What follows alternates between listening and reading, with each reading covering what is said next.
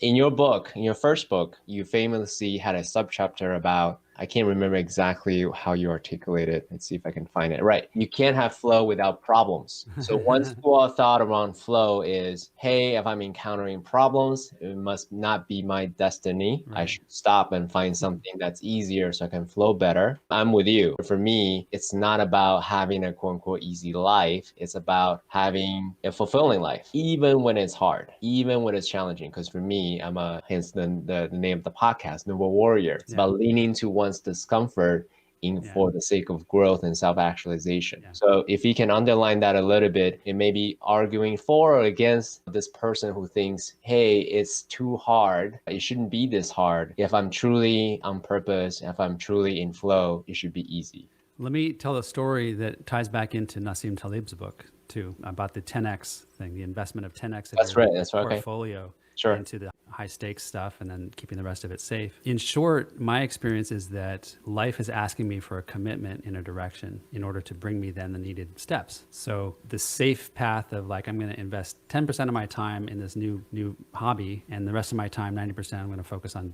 doing all the normal stuff, is not the thing that's going to take me to another level in that hobby. And so let me illustrate that with a story. I was working for a software company and experiencing the urge to do the things I'm doing now, writing and teaching, and was driving home one day and asking myself, I had a pretty good situation at the software company. I wasn't working full time. I was making enough money to live. I had a family. And I was asking myself, should I leave though, in order to pursue this thing? I've been doing research into synchronicity for 15 years at that point. So it wasn't new. It was something I really wanted to do. I want to go back and research this more. I want to spend more time speaking about it.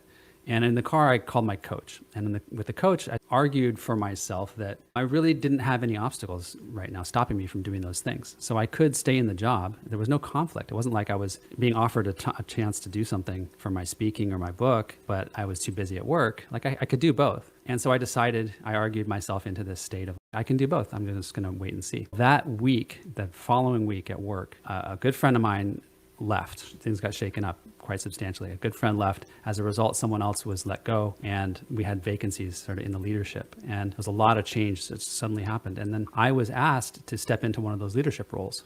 And it was exciting. I had never thought about doing that. And so I said yes. For the next year, I found myself working a lot, and I was busy, and I was in this role of just learning and growing and investing in this job. And I wasn't doing those other things that before I had some time for. So I chose to wait and see and do both and invest 10% of my time in the thing I loved and the other 90% at work.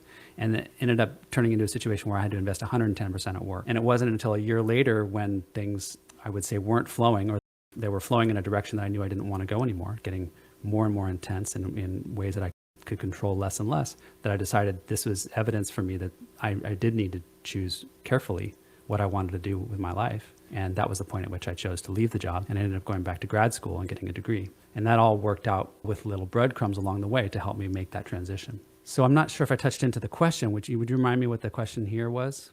You cannot flow without problems. Oh, yeah. That was your question. Yeah. Yeah. So, right. So there were some problems there. I experienced problems which helped me understand the challenge that the choices that I was making. I experienced a greater sense of responsibility, a situation with a client that I couldn't control, and more problems, which helped me understand what it is that I really wanted and finally make that choice to change. So problems can help us make the choice to change, and whether it's our job or whether it's the way that we look at the world or whether it's our relationship, problems help us recognize ways that don't work and find new ways that do work.